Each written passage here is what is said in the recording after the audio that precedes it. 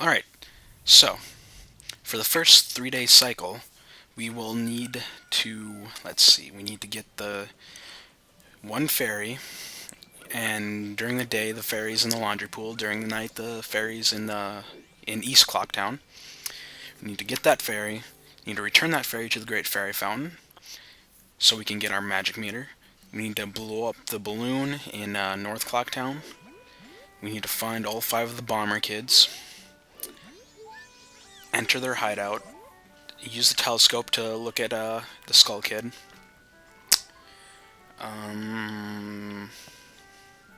Get the Moon's Tear, give the Moon's Tear to the Deku Scrub, and then enter the clock tower once it hits midnight on the final day.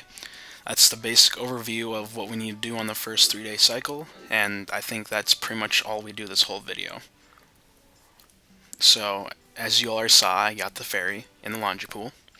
So now we gotta head to the Great Fairy Fountain in North Clocktown.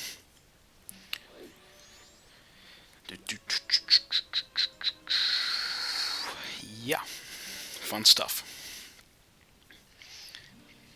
So, just shut up.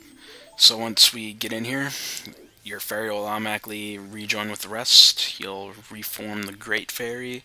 She'll give you a magic meter, and you'll now be able to shoot bubbles as a Deku Scrub. And as Human Link, you'll be able to do your basic spin attack. And one thing to note is you'll want to get this fairy again and return it, because once you become a human, that is, because once you do that, you'll get your very first mask, which is actually quite useful in the dungeons. Anyway, we just got our magic meter.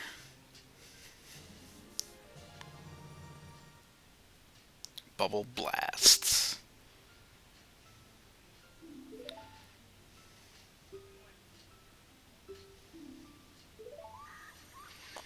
Alright. So,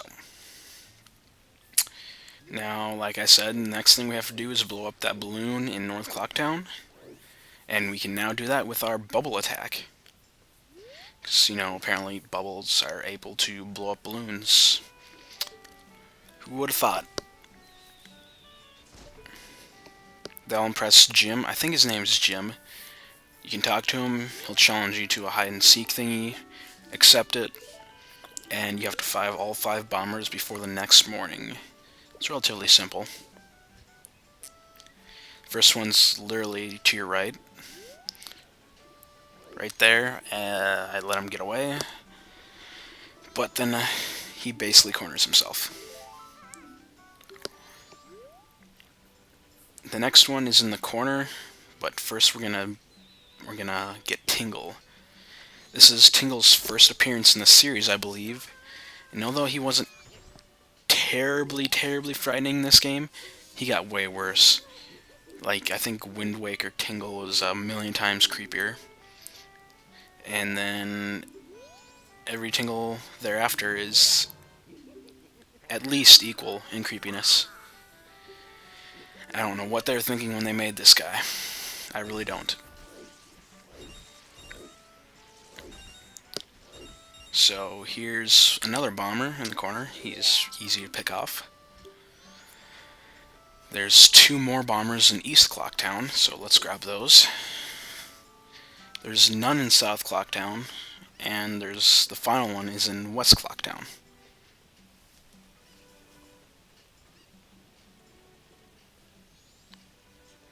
Fail.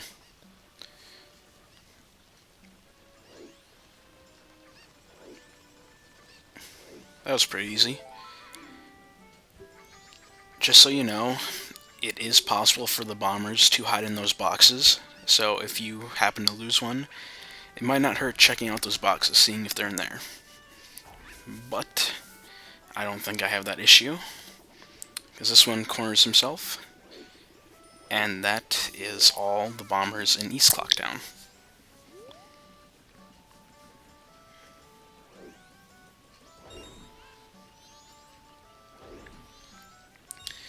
So now on to West Clocktown.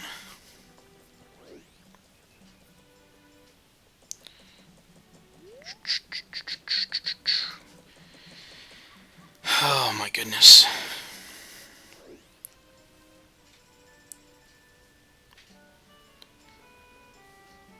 Now, West Clocktown features the game's bank, which I think this is the only spot in the series where the bank appears, and rightfully so, since this is the only game in the series where you have a time mechanic thingy.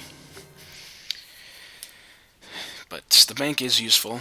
You can store rupees, withdraw them, just like any bank, except most banks take money, not imaginary currency. But I digress. So once you catch all 5 bombers, they'll reveal the code to you. And my code is 54132. Yours is going to be different, more than likely. So just keep that in mind. The last time I played through this game, interestingly enough, my code was 54321. Or maybe it was 12345. It was either 54321 or 12345. Never seen it before. It was probably the coolest thing I've ever seen. I mean, seriously, what are the chances?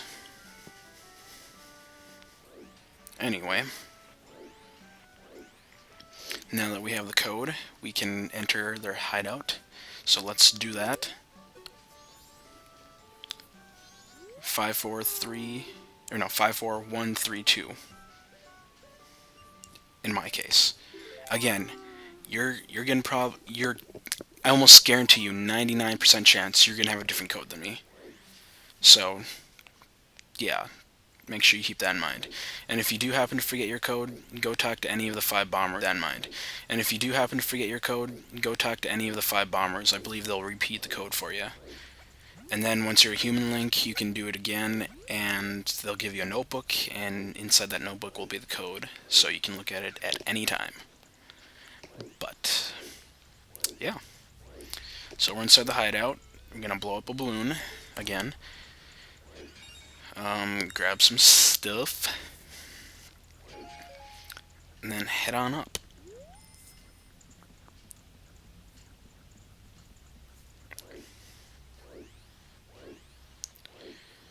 So here we are. Here's a scarecrow.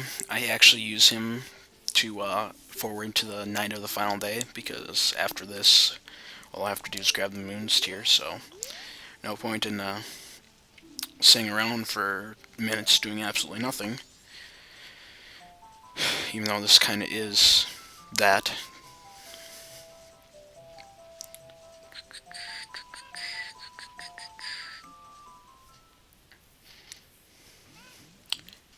Night of the first day. Woo! I was hoping that the rupees in the pots would respawn, so that's why I said no. But as you can see, they do not respawn, so onward to dawn the second day.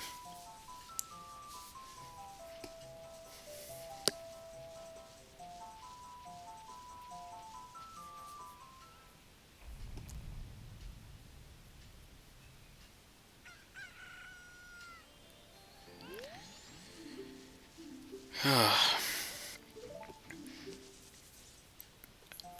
my goodness, this sucks. Freaking scarecrow.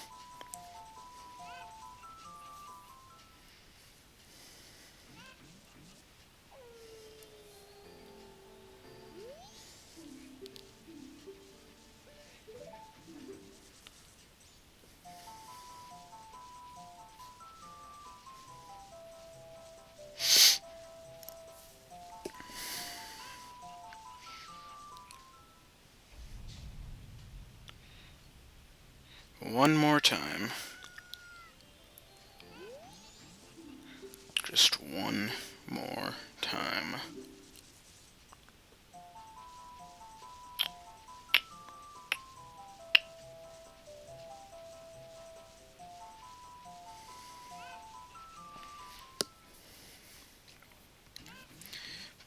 Perfect. One interesting thing to note is on the first 3-day cycle, this one, where you're stuck as a Deku scrub, I believe time moves faster than normal. That is, once you get into the regular cycles, you'll notice that, well, you might not notice, but I believe time moves slower when your time icon is green. But that's just because, of the situation. If that makes sense. Anyway, yeah, you want to look in the telescope, look at Skull Kid, then he'll summon, I assume he's the one who summons this moonstone, moon tier. Moon tier will land literally right in front of the observatory. You can just go outside, grab it, and head back to Clocktown. That's freaking creepy.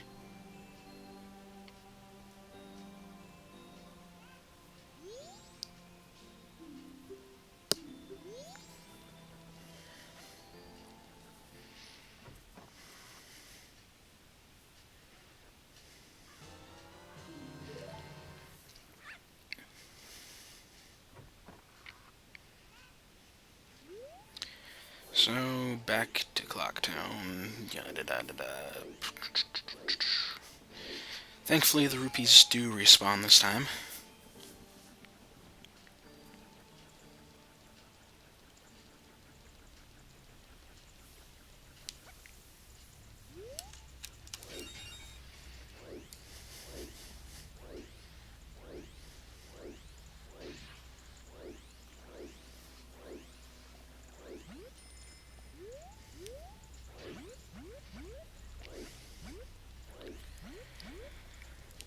Oh my goodness.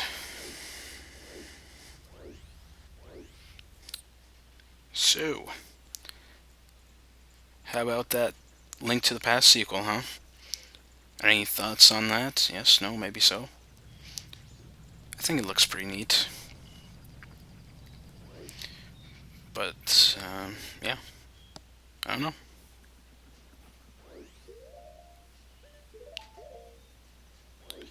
I guess we'll have to wait and see what it turns out to be.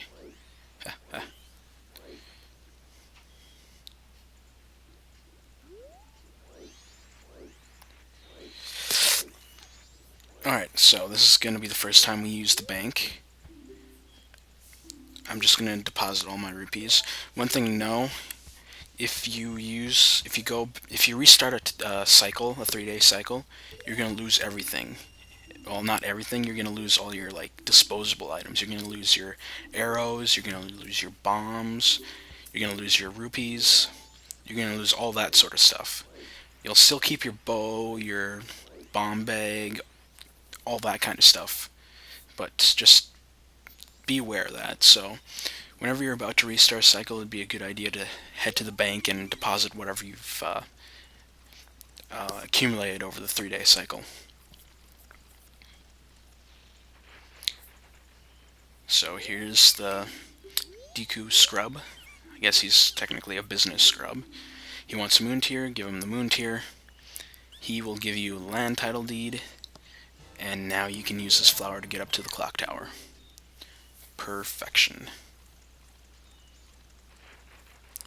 Oh, and you can also get your first piece of heart. Woohoo! Whatever.